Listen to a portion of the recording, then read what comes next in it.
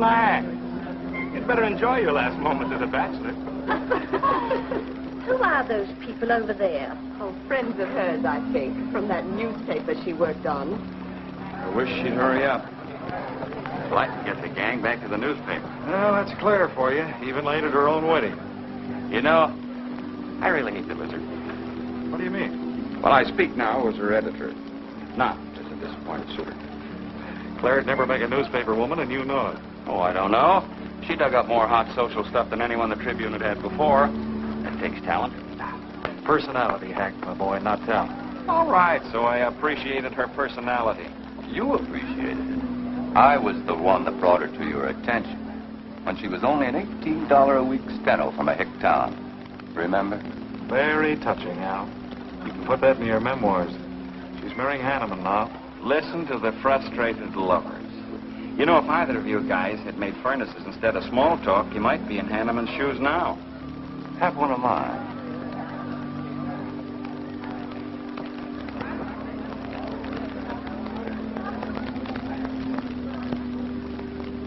We do have memories, don't we, Les?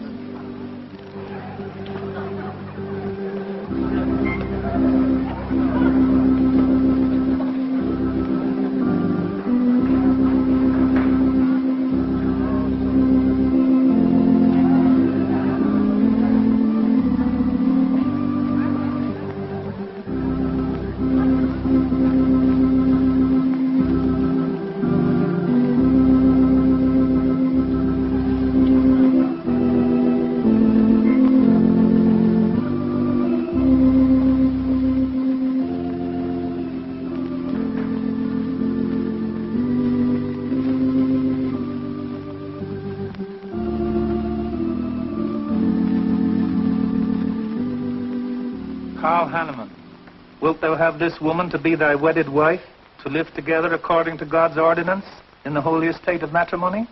I will. Claire Cummings, wilt thou have this man to be thy wedded husband, to live together according to God's ordinance in the holy estate of matrimony? I will. I now pronounce you man and wife. You may kiss the bride.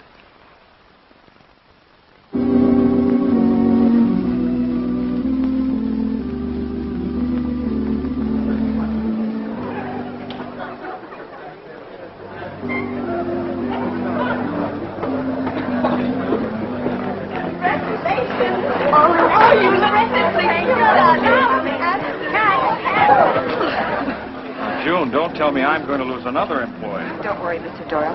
I don't even have a boyfriend. We better go in now and cut the cake. We'll have to hurry, darling, if we expect to catch that plane. I'll be right in. I just want to say my goodbyes to a few of the gang. All right. Hurry. Thank you. Thank you.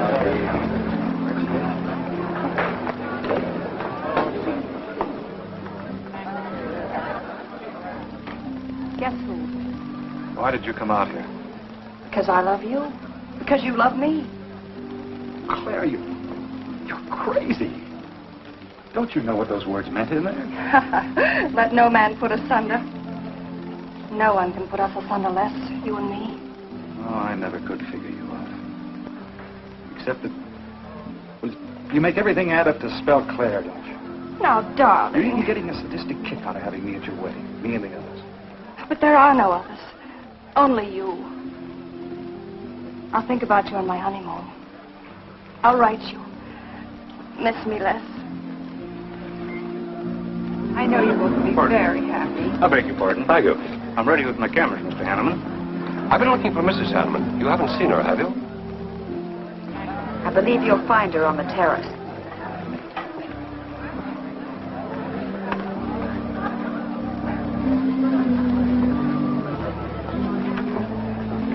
Carl, why aren't you entertaining the guests? I've been waiting for you, my dear. I was detained. On the terrace? Don't you think you were being a little affectionate for a newly married woman? Darling, you're a great big old suspicious bear. That was only Les Burns. And? It was nothing. Just a friendly goodbye kiss. Les did so much to help me with my newspaper career. Why, he's like a brother. You're the only man for me, darling. Ever. They're waiting for us. Shall we cut the cake?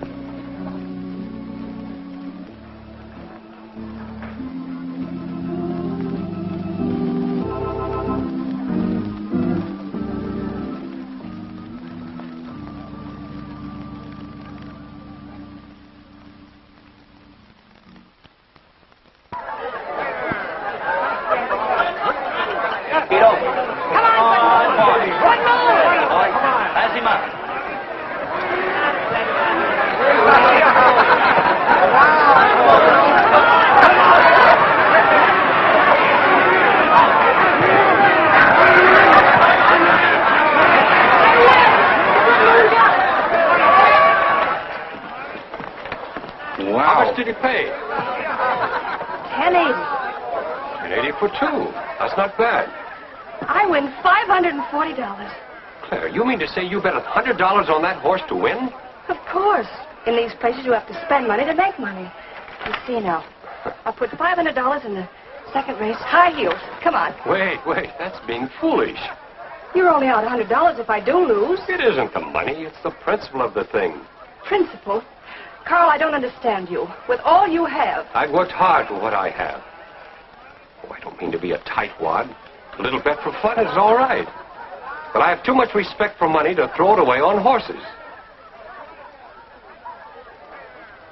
Of course you're right. It was foolish of me to bet so much. Forgive me. Of course. Now, excuse me, I want to go cash these in.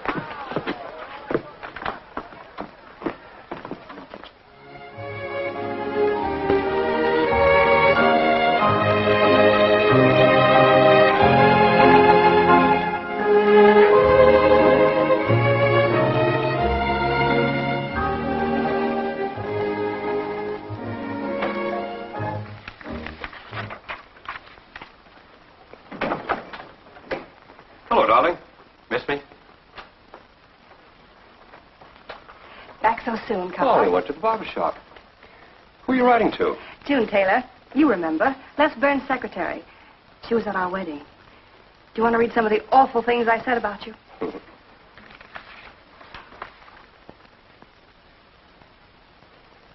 It's hard for me to believe that I'm so lucky as to have a woman like you in love with me. It's true, darling. Every word of it. I'm sorry, Claire.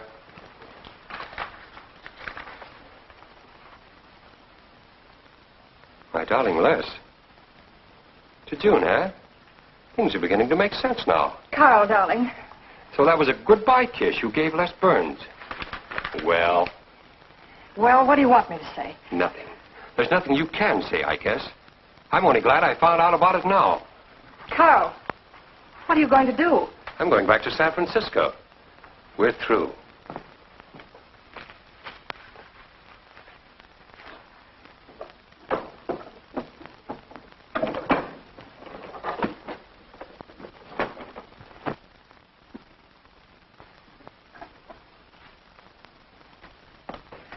But what am I going to do, Carl? I don't care what you do. But I have no money. Thanks to your great generosity. That was enough for the week's hotel bill. You've got that money from the racetrack. Live on that. You'll not get another cent from me. Oh, no. I wouldn't be too sure of that. I'm your wife, Carl. There are community property laws in this state. It won't be that easy. It'll be very easy when I show this letter to the judge. And I'm starting divorce proceedings in the morning. Oh, Carl, darling, let's talk this thing over. It's so silly. Get out of my way before I forget myself.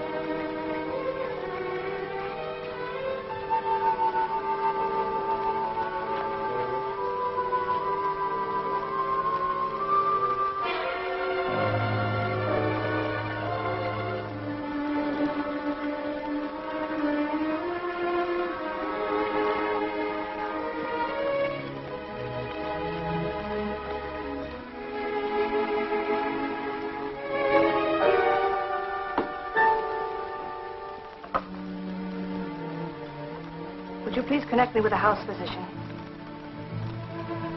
Hello, Dr. Hastings? This is Mrs. Carl Henneman, Bungalow 9. Could you please leave a prescription for some sleeping tablets for me at the drugstore? I'll be needing them right away. I'm turning in early. No, that won't be necessary. I'm going out for a bite to eat, and I'll pick them up later. Thank you.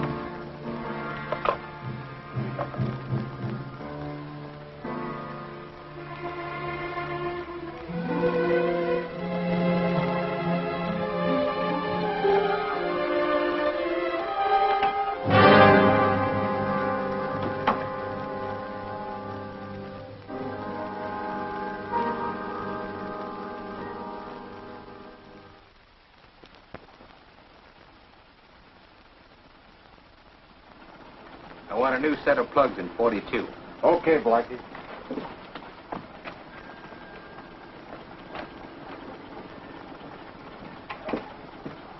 Are you Mr. Tellen? Yeah.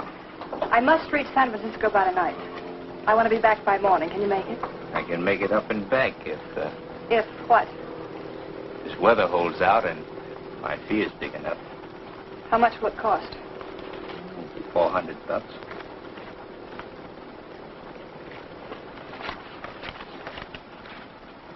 Why, 5? I said 4. I know you said 4. I never made this trip. You never saw me. Understand? Sure. I don't even want to know your name. I'm glad we understand each other. Perfectly.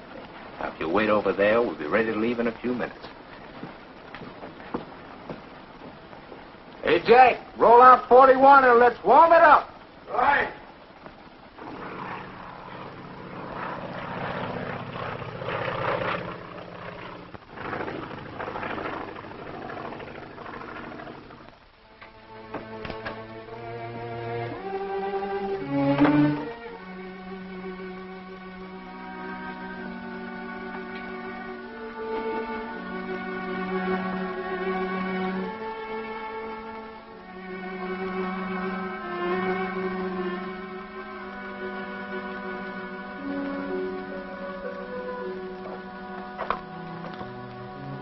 Room service, please.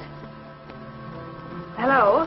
This is Mrs. Carl Henneman, Bungalow 9. Would you please send a waiter over with the menu? Thank you.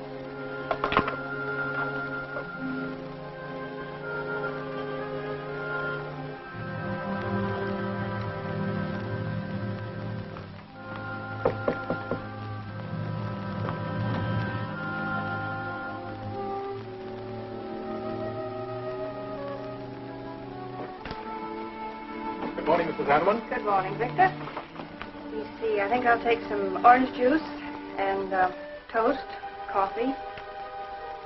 That'll be all.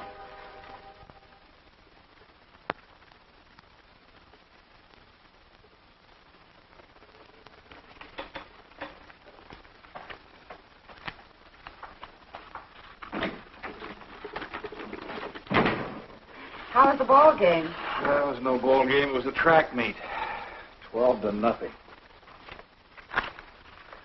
This all the mail today? Yes. By the way, I meant to ask you sooner, but I'm going to have a little dinner party tonight for a couple I know. You're invited if you're not doing anything. Well, sure. What's the occasion? They're going to be married soon. They're awfully nice kids. Married. And the trouble will really start. Mr. Burns' office. Long distance calling. It's Mrs. Hanneman. Hello, Claire. Hello, Les. I'm so glad I caught you at the office. How's the honeymoon? It was interrupted. Carl had to go back east yesterday. Business, he said. He wanted me to stay over, wait for him here. But I'm not. I'm coming back to San Francisco tonight. You think that's sensible? Of course not. But I'll see you again. Look, I want you to arrange a plane ticket for me. Reservations are so hard to get at this end, it'll be easy for you. All right, Claire. I'll take care of it tomorrow. Tomorrow won't do. I'm coming home tonight. Okay, I'll wire you back on the time. I knew you'd help me. Be sure and meet me at the airport. I can hardly wait to see you. Goodbye, Les. Goodbye, Claire. June, get a hold of Hack Doyle. Have him get me a reservation on the 8 o'clock plane out of Los Angeles tonight. It's for Mrs. Hanneman. Are you planning to meet her? Yeah. Oh, I guess I'll have to cancel our dinner party tonight. It doesn't matter. Apparently, Claire can get anything she wants out of anybody at any time. Can't she?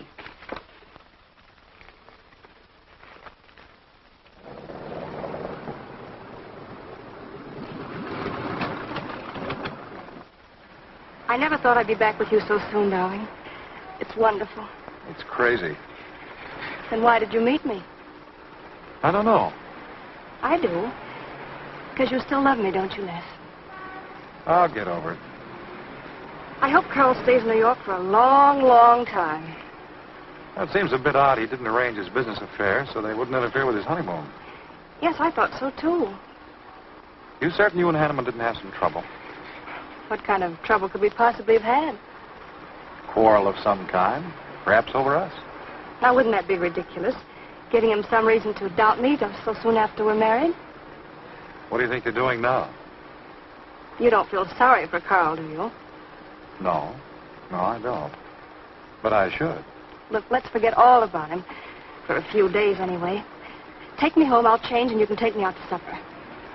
Claire, I'd rather not go to the house. But I must freshen up, darling. I really must. You want me to be beautiful, don't you? Just for you? You are beautiful. See? There's nobody home.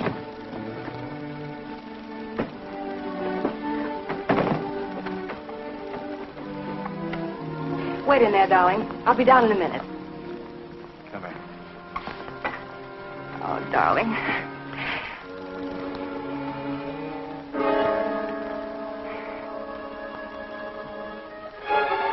Les, what is it? Stay here.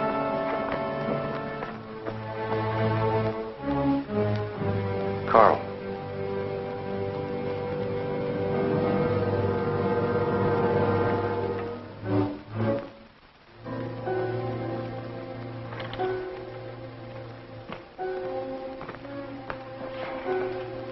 Suicide. But why? Oh, poor Carl. Claire, I thought you said he'd gone to New York. That's what he told me. I don't understand it. Why should he do such a terrible thing? You probably know as much about that as anyone. It's going to be one of the first things the police ask you. You can't stay here, darling. I'll take you over to Hack Doyle's. Where's your telephone?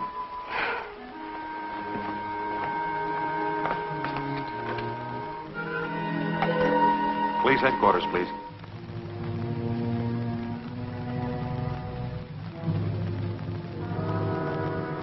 I thought of you and Hack right away, Mamie, and brought her over here. I hope you can put her up for tonight. Oh, of course. You can stay as long as you like, Claire. Thank you, Mimi. You're very kind. It's just too incredible. If you'd had any earthly reason. We were so happy. So very happy. And now there's... Oh, Hack, Claire's going to stay with us for a few days. Good. Plenty of room. The police are over there now. Murdoch said he'd stop by here later. Sure it was suicide? Fairly sure.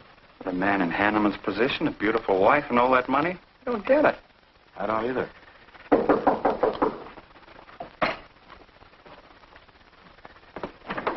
Oh, hello, Bill. Come on. How are you, Hank? Hello, Claire. Hello, Bill. Sorry this had to happen to you. Sit down, Captain. How about a cup of coffee? Thanks, Miss Doyle. I won't annoy you for long, Claire. Just a few questions. Routine. You know how it is. Of course. Les gave me most of the details over the phone. Your husband, by the way, has been dead for nearly 24 hours. How did it happen that Burns met you at the airport? He didn't happen to. I phoned him from Los Angeles. How come? Well, I was arriving late and alone. I knew Les would pick me up. Do you have any theory as to why your husband came to San Francisco after telling you he was going to New York? No. I didn't know anything about the business. The gun, of course, was Hanneman's. We checked the serial number. Funny there are no powder burns on the coat. Bill, a suicide doesn't always press a gun against his body. In that case... There would be no powder burns, I know. Do you know of any reason why your husband should have taken his life? No, I don't. Anything wrong with his health? Not that I know of. But that could have been the reason. Had you quarreled? Oh, no. No, we never quarreled. Believe me. Throughout every minute of our married life, we were supremely happy. The entire week, huh? Well, that's all for now. I may want to talk with you again later. Where will you be? Right here with us. Thanks. Bill. Yeah? You found fingerprints on the gun, of course. I mean, Hanneman's prints. Uh-huh. Clean as a whistle.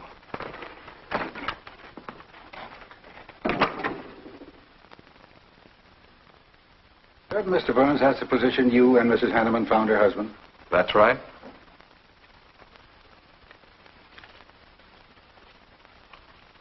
One more question, Mr. Burns. Your testimony at the coroner's inquest said you touched nothing. That's true. Then how did you know the man was dead without feeling his pulse or heart? Mr. Chalmers, I've been around enough to know a dead man when I see one, especially after 20-some-odd hours. You assumed that Mr. Henneman committed suicide. Why? Well, everything points to suicide. Not in my assumption, Mr. Burns. Mrs. Henneman, you say you saw your husband alive on Monday afternoon, and then the following night, which was Tuesday, you saw him again. Yes, but he was dead. I've told you everything. You don't need a weather vane to see which way this wind is blowing. Was it customary for the servants to take a vacation whenever Mr. Henneman left on a trip and leave the house empty? Well, I don't really know. I didn't give orders to the servants. Carl, Mr. Henneman ran the house. I hadn't moved in yet. I see that you also assumed that this was a suicide. Naturally, it couldn't have been anything else. That's what Mr. Burns said. According to the police scientific detection laboratory, the pistol found near the body was the one used in the death of your husband. But they found no powder burns on the clothes of Mr. Henneman, nor fingerprints of any description on the gun. Furthermore, it was brought out that Mr. Henneman couldn't have fired the gun because in making certain tests of his hand for traces of powder marks, none was found. Just what are you driving at? Simply this. Carl Henneman was murdered. But unfortunately, I haven't enough evidence to hold either of you. You were out of town, and your alibi was proven. You're free to go.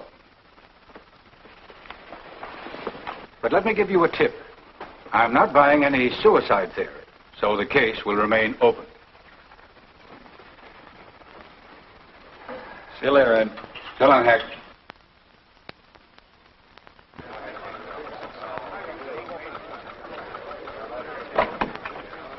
Good morning, Les. Just the guy I want to see. Yeah, about what? Oh, I've been assigned to do the follow-up on the Henneman case. Oh, how'd you draw that? Oh, I asked for it. It'll be a dull job because there isn't going to be any follow-up. Just an ordinary suicide. Are you kidding? I never smelled an odor of fish so strong in my life. No fingerprints on the gun, and you call it suicide. So what? What makes you so sure? Can you give me a good reason for Henneman killing himself? No, I can't. Perhaps he thought he had a good reason. And perhaps he didn't. So meanwhile, if I can dig up a plausible motive... Who asked you to dig up a motive, plausible or otherwise? I said, if I can dig up a motive, I'm willing to accept suicide. But if I can't, then it'll have to be murder. Still carrying the torch for Claire, Hyle? Not anymore. But somebody sure fixed it in a hurry for you to get Claire again. That's a nasty crack. So meanwhile, chum, walk a straight line. Or you'll have people thinking you took a shot at Henneman. You got a lot of work to do, Al. You're so right, boss.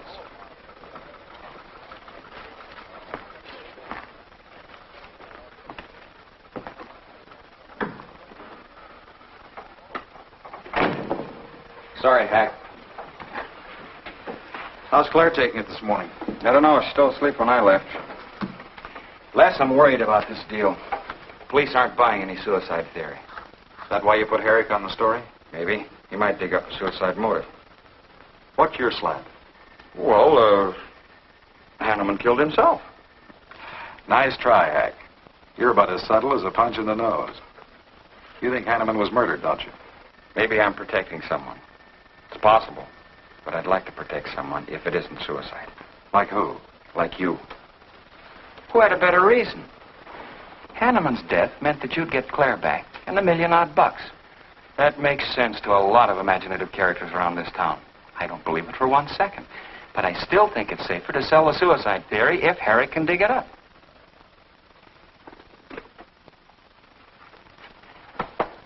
Thanks, Hack. But I didn't do it. Yeah? Send him in. Well, they're on the job. Hello, Benson. What's on your mind? The DA would like to see you gents in the morning. Says it's important. About 10 o'clock. What do you want us for? Don't you know? Mrs. Henneman's already got our invitation. See you tomorrow.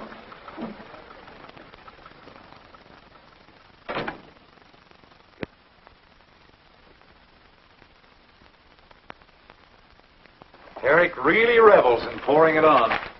Well, it's news. Nobody's been hurt. Yet. By person or persons unknown. Could have been worse. The DA certainly tried hard to tag it on somebody. Tell me, Hack, do you think that, well, that Claire could have shot her husband in some way? No. She was in Los Angeles the night he was killed. DA couldn't shake that, and... Good morning, everybody. I hope I'm interrupting something important. Hello, darling. You're tired. Hello, Hack, dear. Good morning, Clara. It's a pleasant surprise. What can I do for you? I came to get my job back. Starting when? No. Well, after all that's happened, don't you think you should have a little rest? Rest. Why, working will be the best thing in the world for me. It'll keep me from thinking too much about poor Carl. After all, I must carry on. My life is still ahead of me. What's the real reason? Well, I do need a little cash. I have the house and my clothes, but I just won't be able to live on the widow's compensation the court will allow me. You wouldn't want me to have to sell my clothes in order to eat, would you? Oh, no. After all, I've made other arrangements about your column. Beth Warnock's taking it over. You are still the boss, Hack. Les, darling, wait outside for me. I'll be out as soon as I've had a heart-to-heart talk with Hack. I know. You might as well say yes, Hack. I've had these heart-to-heart talks.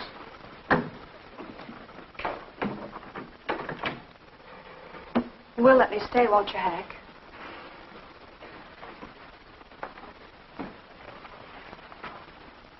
Yes, but I was hoping you wouldn't ask it. You are a darling. Listen, Claire, you stick to the job and no playing around. There's enough trouble here now without you adding to it. I don't know why you talk like that. I'm serious about it, Hack. I'll work hard. For your sake, I hope you do. You are a dear. See you later.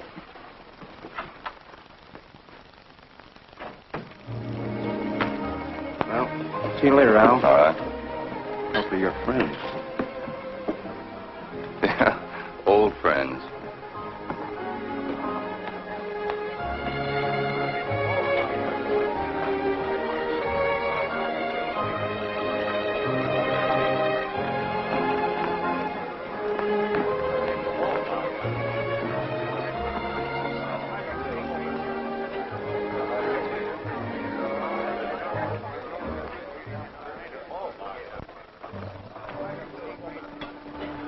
Two martinis, please.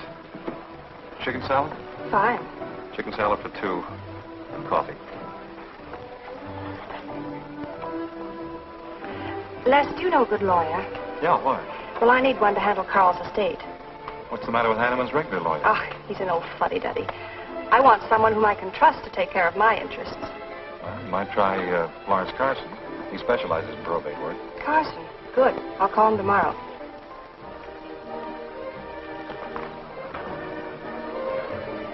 Do I know that man over there? You should. It's Stanley Mason. Our paper's backing him for Congress. Of course. Why, the pictures on his campaign posters don't do him justice. You know, I never could figure that guy. Every time I see him, he's with a different girl. So? Oh, we'll have 4 Manhattans. Make them half French and half Italian vermouth. We'll order later. I'll look after them personally, Mr. Mason. Thank you. Stanley, isn't that Henneman woman over there? Yes, she's very attractive, isn't she? Well, if you like the type. Why wouldn't he be a good man to handle the estate? No. He's too tied up with his election campaign. What are his chances, Les? I'm going to Washington. Pretty good. Why? That makes him important. I've got to have someone with influence. He looks like the kind of a man who could get things done quickly. Capable enough, I suppose. Probably make a good representative. Personally, I just don't go for it. I want you to introduce me to him. You can do better. Oh, darling, don't be stubborn. I want a meeting. When you want something, you want it right now, don't you? You know what I really want, Les. I know. A fine old name like Henneman, carload of dollars, social position, the tops. You're forgetting the most important thing. You see, that's just the frame. The other picture in that frame. What's that about a frame? Sergeant Benson, won't you join us? No, but Burns here can join me. Been looking all over for you. The captain wants to have a little chat. Now. What is this, a pinch? No, just an interview. It won't take long. It's too bad you couldn't have found me at 10 o'clock this morning. I was in a dentist's chair. I'm sorry, Claire. It's all right, darling. I'll wait for you here.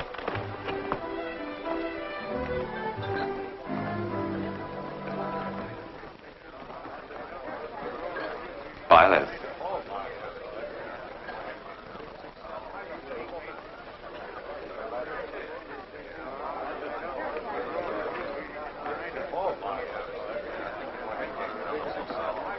Hello, Al. Don't tell me they finally grabbed Les for murder.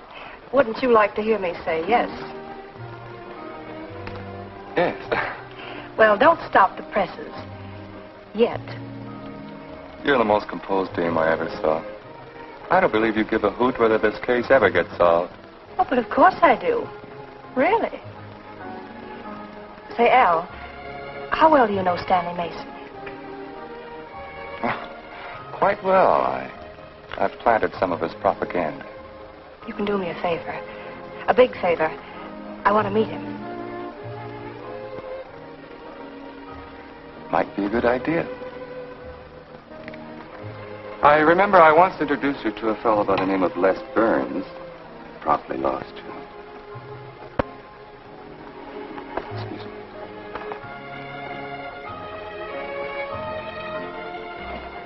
Stan, how are you? Well, hello, Al. Say, I have a young lady over here I'd like to meet you. Just take a minute. Well, all right. Excuse me? Excuse me. Claire, this is Stanley Mason. Mrs. Henneman. I'm so glad to meet you, Mr. Mason. How do you do, Mrs. Henneman? Won't you sit down? Sorry, I can stay but a minute. I know you think me rather forward, but being an attorney, you can understand my predicament. I'm desperately in need of someone to administer my late husband's affairs. I thought perhaps you could help me. Well, I hadn't intended on taking on any more work this summer. My campaign requires so much attention. However, supposing you come to my office at, say, 4 o'clock, we can at least talk it over. Oh, thank you. I would appreciate it. Here's the address. So, until then... Oh, excuse me. Sorry. Thank you, Al. Don't mention it.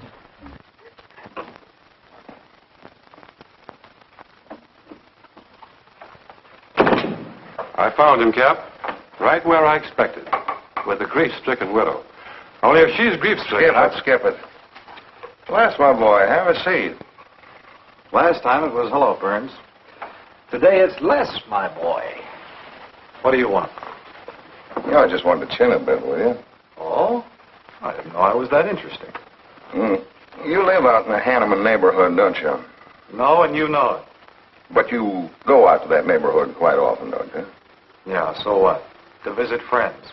Oh, sure, that's right. There's Hack Doyle and his wife, June Taylor. Say, there's a clever little girl, huh? Your secretary, huh? Since when have you become so interested in my secretary? I thought you were a happily married man. Weren't you out in that neighborhood the night Henneman was shot? Monday night? No, I wasn't.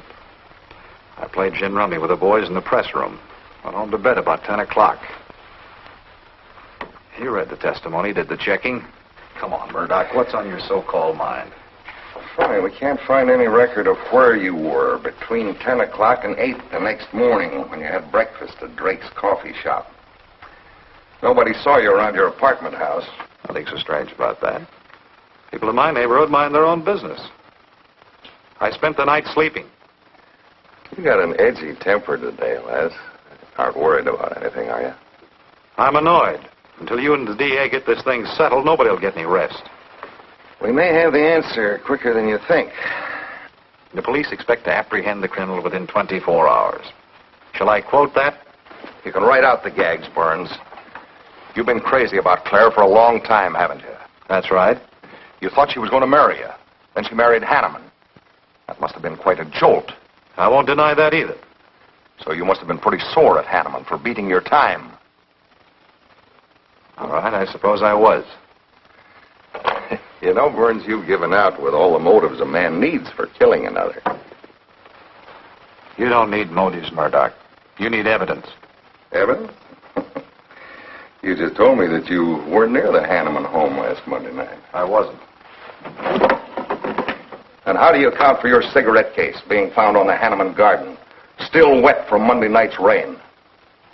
I don't have to account for anything. To throw cold water on your mastermind, I tossed that away right after the wedding. Anything else you want to know?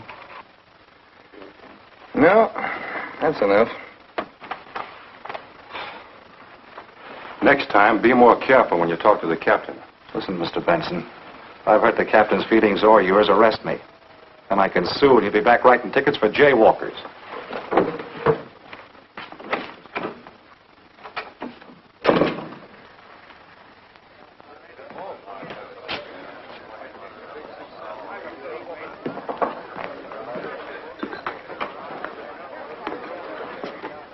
You rent that stool by the month? Well, Lester. Where's Claire? Oh, Claire isn't here. She had an appointment. Did she go back to the paper?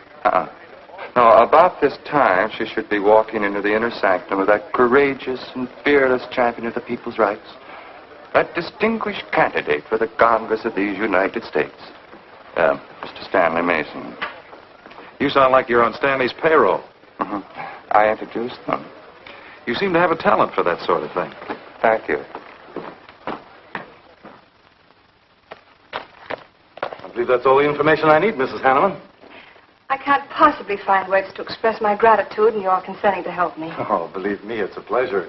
A little pressure in the right places should settle the matter quickly for you. Thank you again, and good luck in the election. Oh, thank you. I suppose you'll be leaving for Washington immediately if you do win. Yes, if I win. You will. I know you will. Well, I really must be going. Well, can't I drop you off somewhere? I'm sorry. Not this evening. Mr. Burns is taking me home. He's the gentleman you saw me with today. I'll call you tomorrow. Perhaps we can have dinner and talk some more about your problems. Splendid. Goodbye.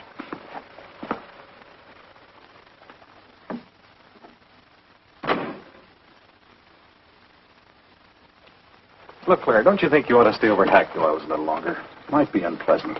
Oh, don't be ridiculous. Come on. Oh, Roberts. Good evening. Good evening, Mrs. Henneman. We weren't expecting you home. We've made no arrangements for dinner. I've had dinner. Please take my bags to my room, and you and Christine take the evening off. I shan't be needing you. Thank you. Oh, Mrs. Henneman, I just wish to say on behalf of Christine and myself that we're pleased that you're home, and we'll do everything we can to make you happy. Why, thank you, Roberts.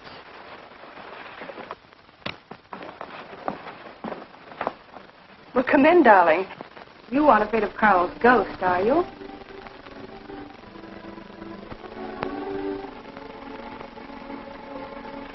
You'll never be happy here, Claire. Nonsense. I've done a little refurnishing. Well, that ought to help a little. Les, what did Murdoch want with you? You had an idea I might have paid a visit here Monday night. You didn't, did you? Of course not. It also seems I had a motive to kill Carl. Well, of course you did. If you were that kind of a person. Murdoch's only fishing. Well, he knows I've been in love with you for a long time. I told him. You told him? Why not? It's true. You want them to keep working on you, so they'll stay away from me. That's it, isn't it? Yeah, that's it. I said I'd stand by. And you have. And I love you the more for it. You know I do love you, don't you, darling? I think you do, Claire. In a peculiar, mixed-up sort of way. I never should have married Carl. I didn't really love him, but he offered so much. Things I never had. But that's all over now. No, it's not over. And it won't be until they find his murder. They will. And there'll be nothing to keep us apart again. Ever. Claire, if I could only sell myself on that. You've got to, Les. You've got to.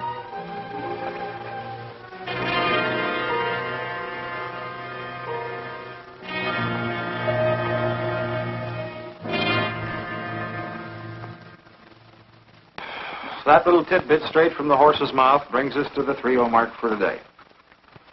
See you around about this time tomorrow. Les Burns. You're pretty sharp today. That's the best column you've done in 2 weeks. Thanks. You say so, it must be all right.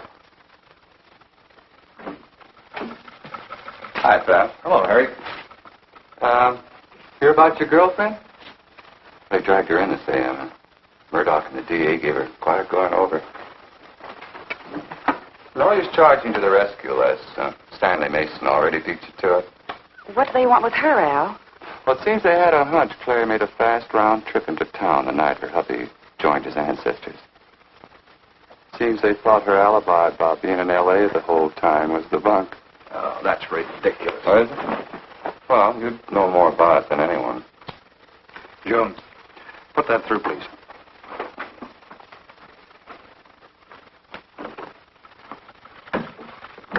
Okay, Al. You're so much smarter than Murdoch. Spill it. Oh, I'm not saying I'm smarter. But I do know Claire better than he does. And I know you. Meaning what? Claire never lost any interest in you before, during, or after her marriage. And that doesn't prove it happened. With all that wampum at stake, this whole thing could have been planned weeks ago by both of you. I'm fed up with your dirty cracks. Now get out! Wait a minute. Look, Junior, one of these days I'm going to be too late and you're not going to have any teeth. Mm-hmm. You're so right, boss.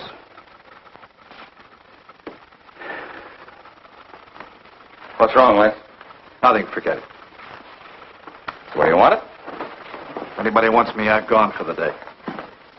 Have one for me, too.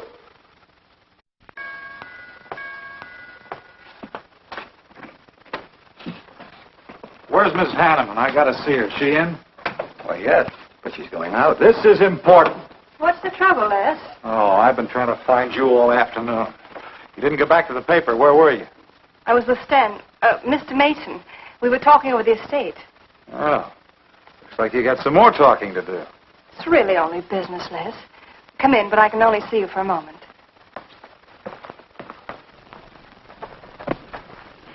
You've taken on quite a package tonight, haven't you, Les? Well, I've had a few drinks. Sitting over at Renard's. Been thinking things. Crazy things. About me? Yes, you. Murdoch and the DA asking you all those questions. Nothing to be disturbed about. I'm not so sure. Why do you say that? Were you in this room Monday night? What?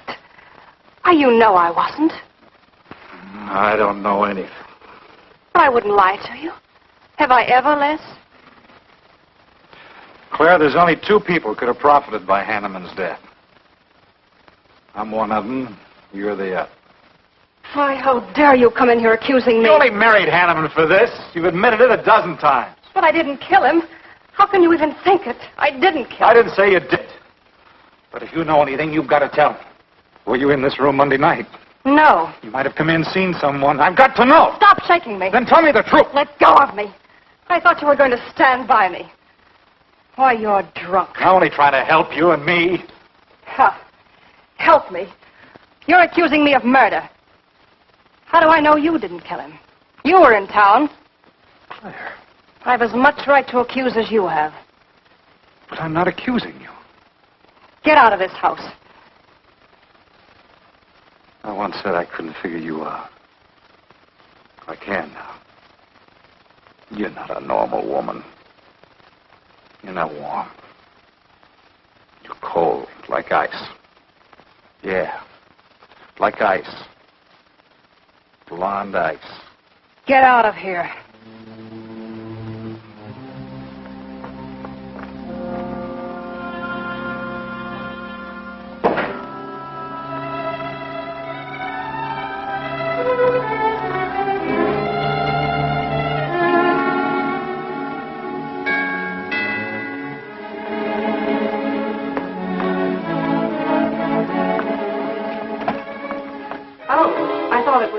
Hello, Mrs. Henneman. I don't believe I know you. Sure. Sure you do. Let me come in. We can talk better inside. In there. Now, what do you want? Well, I saw your picture in the paper, and I found out who you were. I figured we could make a deal. Deal? I was going to call on you last night, but you had company, and I had to see you alone. What kind of a deal?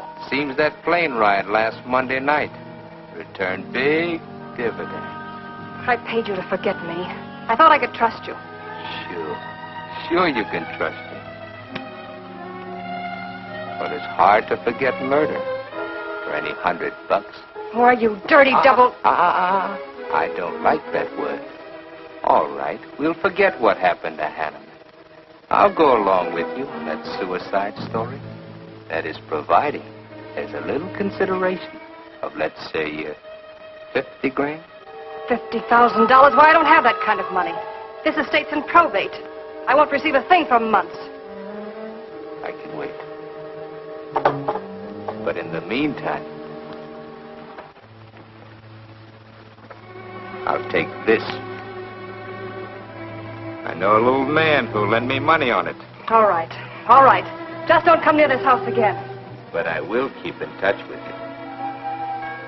Quick, out the terrace door. And don't forget, Mrs. Henneman, I'm not kidding about that 50G.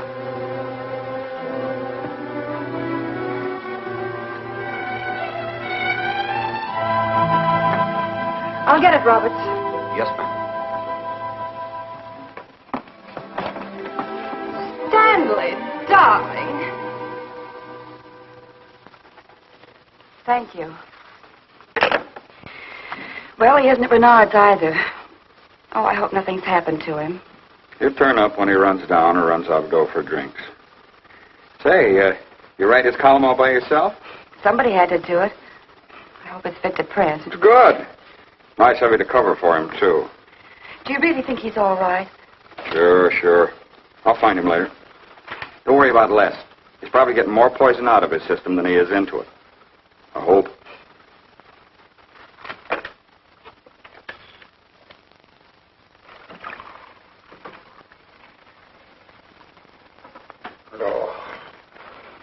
Oh, June.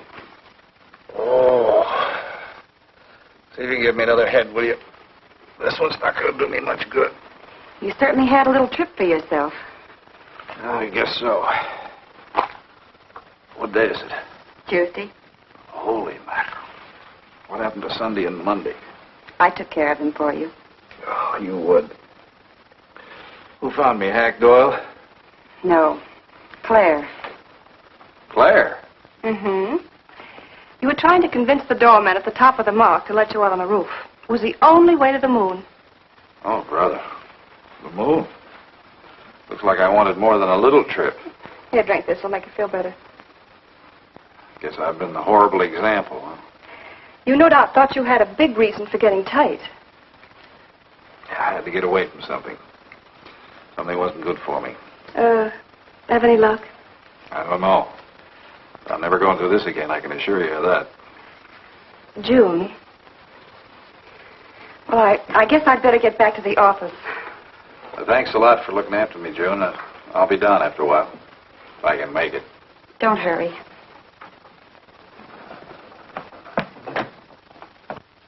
Les, I wonder which hangover you'll recover from first.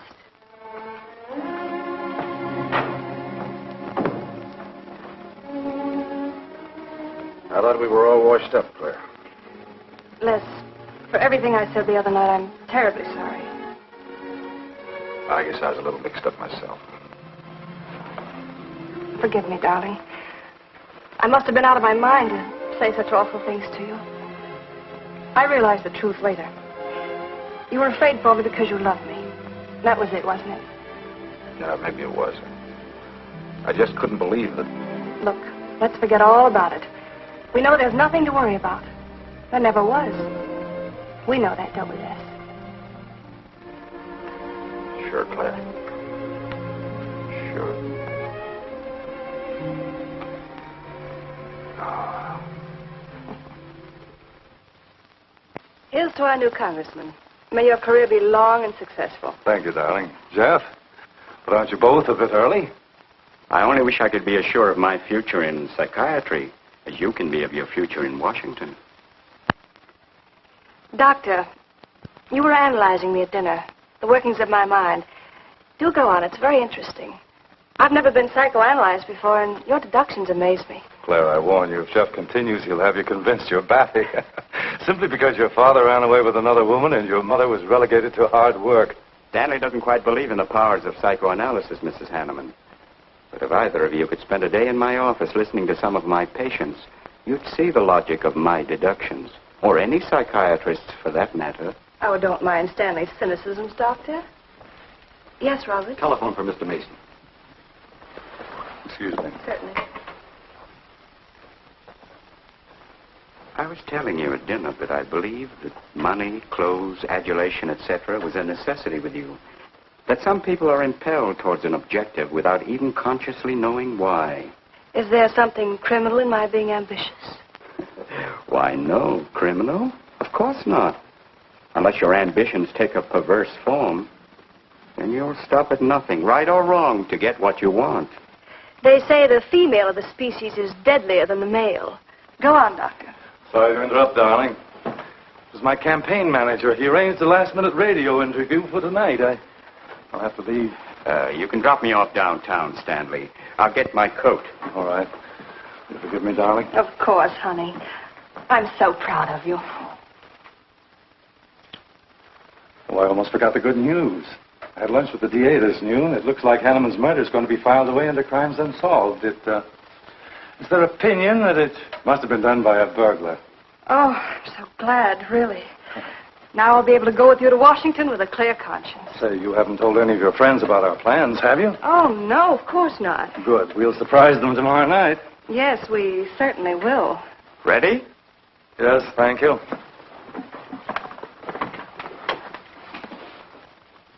Good night, Claire. Good night.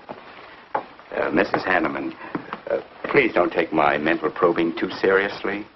You're a very charming hostess. So don't worry. I never worry. Good night. Good night.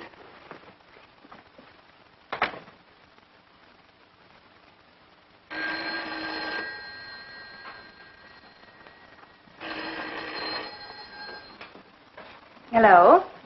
Yes, this is Mrs. Henneman. That's all right, Roberts. I'll take it. Hello? Who? How dare you call me here? I had to. I'm in a jam. I need some dough, and you've got to help me. The estate isn't settled yet. I told you I don't have any money. Don't give me that. You're a smart girl. If you haven't got it, you know where you can find it. I need at least a couple of grand now and tonight, or else I go to the cops. I got nothing to lose. I have about $700 cash in my jewelry. All right, bring it along. Meet me at the end of the Oak Valley Road. Be there in 20 minutes.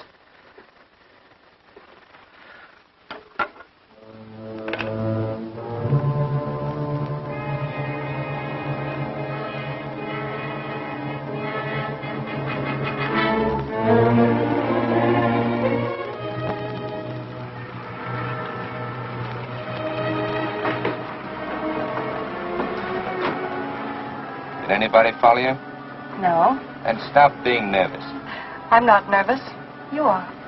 All right, give me this stuff and let's see if I can use it. These look all right. I got into the bookies for a couple of grand. They're bad little men. And I've been stalling. Tonight they told me, pay off or else.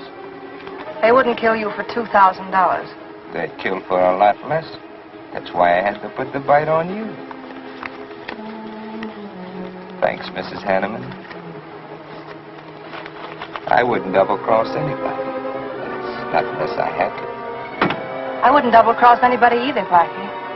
Unless I had to.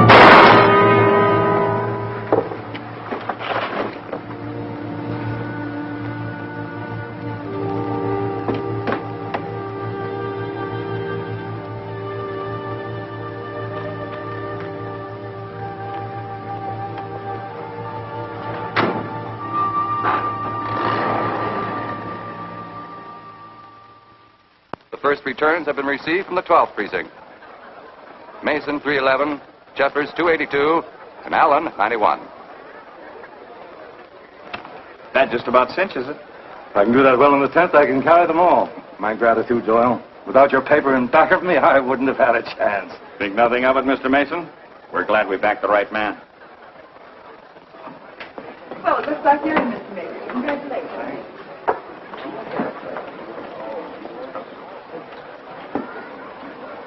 Seen Les and Claire yet tonight? No, I guess she's waiting to make her grand entrance. It's about 100 times you've asked for them, huh? What gives? Nothing?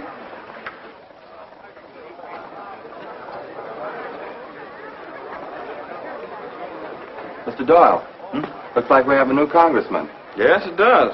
I'm sure he's going to be a good one. I hope so. We backed him. Hello, Claire. Hi, Les. Hi, Hank. Oh, good evening, Claire. You look stunning, as usual. Thank you, Stanley. Oh, hello, Les. Thanks for being Claire for me. Big night, huh? In third place is Jeffers with 162, Allen with 142, and Mason 300 even. That's how big it is. Come on, Claire. I want you to meet some folks. You'll find drinks in there. Look, Les, there's something on my mind. I want to tell you about it. You better have a drink first. Sure.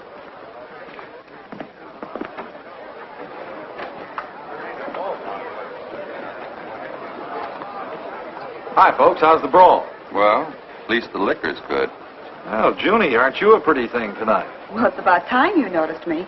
The trouble with you men is you always have ink in your eyes down at the office. Have a fresh one? No, thank you. This will do. Les. I'll talk to you for a minute. Excuse us. What gives? Did you come with Claire tonight? No, I came with my Aunt Martha from Penobscot. No, I'm serious. You saw her come in with me. You better get her out of your system, but right now. What are you talking about? Things are fine with us now. She couldn't be sweeter. You should have seen her earlier, helping me get things ready for that little party up at my place tonight. How about a speech, Mr. Mason? We haven't had one. Come on, Stanley. Yeah, give us a speech. That's all I need. Now, wait a minute. Speech? All right. If you want a speech, you shall have it. Ladies and gentlemen, I want to introduce to you a very lovely young woman, better known to you as Claire Cummings. I am happy to announce that she has bestowed upon me the great honor of consenting to become my wife. This is a dirty, low-down trick, but I'm glad it's happened. Someday I'll tell you why.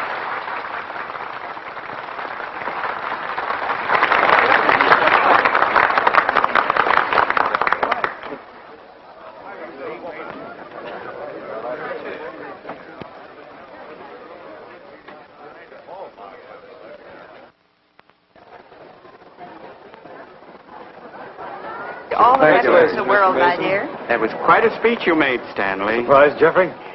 You going to congratulate us, Doctor? It's customary. Hate to take you away at this moment, Stanley, but there's something I must talk to you about. It's important. But of course, Jeffrey.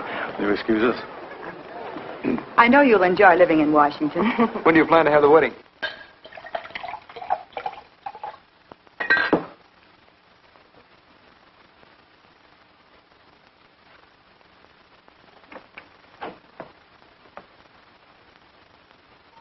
Don't look at me like that, darling. And what are you doing here? I wanted to see you alone. Sure, not a husband in sight. Dead or alive. I didn't have a chance to explain. No one can put us asunder, Les. You and me. It was more effective last time with wedding music, remember? Oh, you're cruel. I didn't mean to hurt you, and you are hurt, aren't you? That's how much you bother me now. Not a quiver. What about your heart? Claire Cummings, Henneman, Mason. If this keeps up, you won't be able to get your initials on your silverware. I can't help it, Les. I do love you, but you could never give me the things I must have. Money, importance. With me, they're a necessity. Oh, stop it, Claire. You're like a poison. Take a little bit and you're finished. But too much becomes an antidote. All right, darling. But if we've really come to the end...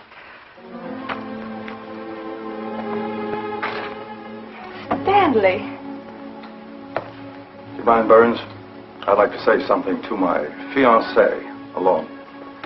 Not at all, Mr. Mason. Not at all. Go right ahead.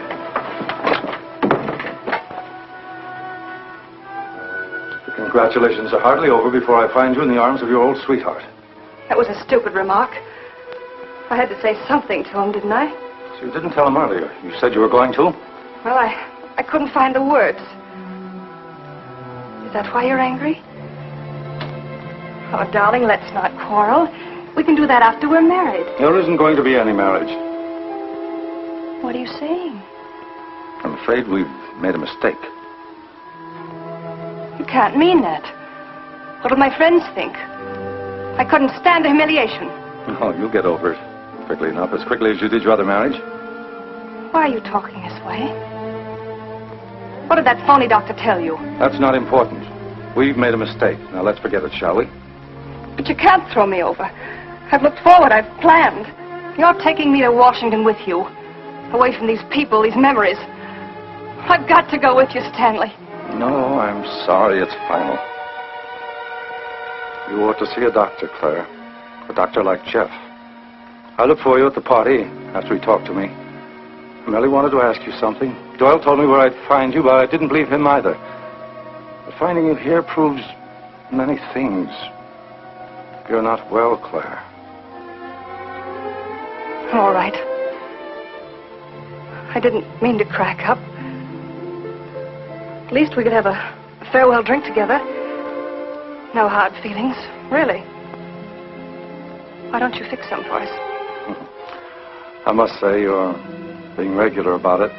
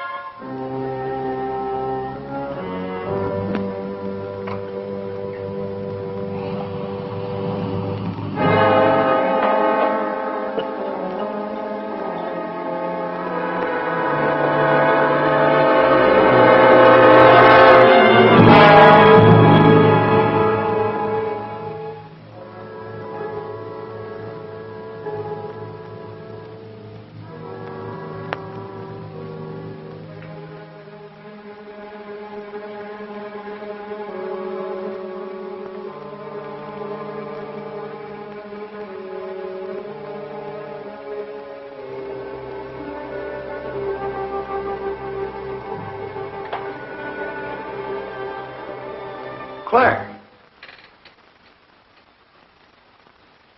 What have you done? I did nothing. You killed him, Les. I killed him? Don't you remember? You came in just a few minutes ago. You saw us talking. You looked funny. Crazy. You said you were going to kill Stanley because he stole me from you. So you picked up the knife and you stabbed him. You're out of your mind. No, I'm not. You're insane. No. No, I saw you do it. You dropped the knife and you ran out the door. I tried to stop you. Came in just a few minutes later. Right now. You murdering little idiot. Let's don't! Mason, you won! Alan just conceded the election! You're going to... You're going to go. We're going to get it on its minute right there.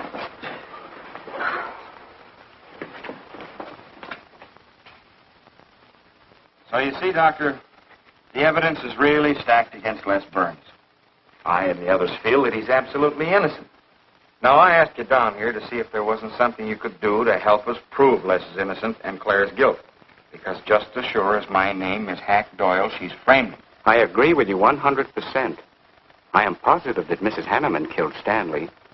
But because of her testimony and finding the knife in Les's hand when you arrived at the scene, the police could come to only one conclusion. Surely there's something you can do to help him. He's innocent. I know he is. Look, you were once connected with a big city police department. Then you must have run across cases of this sort. I know now that Claire Cummings is a nut if I ever saw one. Yes, you're right, Mr. Herrick. I'll at least have a try at it. I'm just as interested in finding Stanley's murderer as you are in proving Mr. Burns' innocence. Now, I have a plan that might break her down.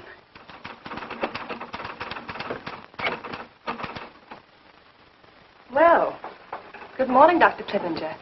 To what do I owe the pleasure of this visit? It's no pleasure for me, Mrs. Henneman, I assure you.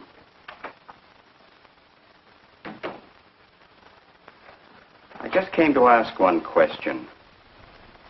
Why did you kill Stanley Mason? What? How ridiculous you are, Doctor. Am I?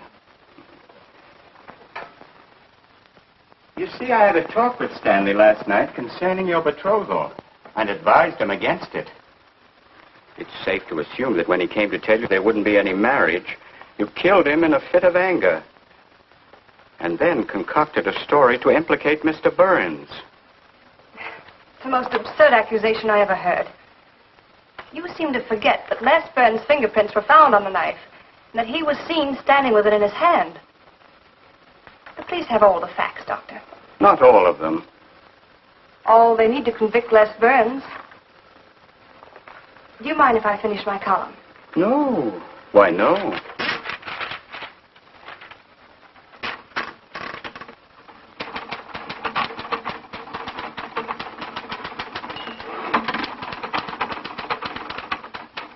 I suppose you'll tell the police I killed Stanley and give them that fantastic story to back up your accusations. It won't sound so fantastic to them, Mrs. Henneman. I discovered one or two other flaws in your story. They'll laugh at you. It's insane. Absurd. Oh, you're wrong. You see, I've spent my life delving into distorted minds like yours. I worked for the police for many years as a consulting psychiatrist. You sound more like a hypnotist. And I'm quite fed up with your insane theories. Now, Doctor.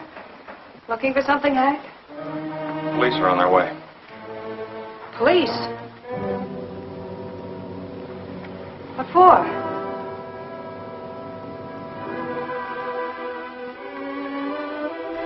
Oh. I see the three of you dreamed this one up. Well, as long as you're going to have me arrested, you might as well read my last column. Go ahead, read it, Hack. Read it out loud. I killed Stanley Mason. I killed Carl Henneman. I killed Blackie Talon. You didn't know about Blackie, did you? You hid that story on page 5. Unsolved robbery and slaying. I killed Stanley Mason because he no longer wanted to marry me. Stanley Mason was the top of the ladder for me. The top rung. I had money. And now I was going to have position. He was taking me to Washington with him. I could leave then without making the police suspicious. Clever of me, wasn't it? Why did you frame Les Burns? Why? Because he caught me with blood on my hands. Because at last even he had discarded me. I never loved any of them. You, Al, Henneman, Mason. But Les, I wanted to hang on to him. He was of no use to me, but I couldn't let him go. Maybe I did love him.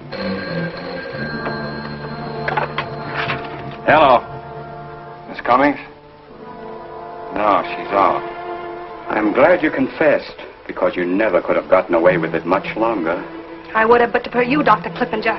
You with your slimy scientific snooping. As soon as you came in, I realized it was you who turned Stanley Mason against me. You sent him to his death just as much as I. Sit down, Claire. Why, but for you, I'd have everything I ever wanted in life.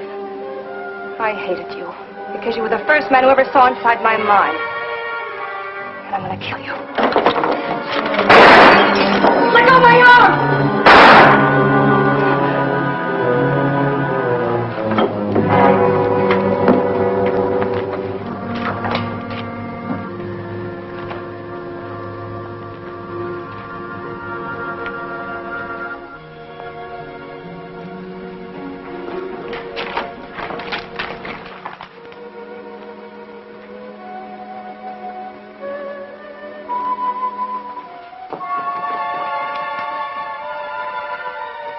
little late, Murdoch. Well, it was probably better this way. I can scarcely believe it. A woman as beautiful as that. You didn't know her very well. None of us really knew her very well.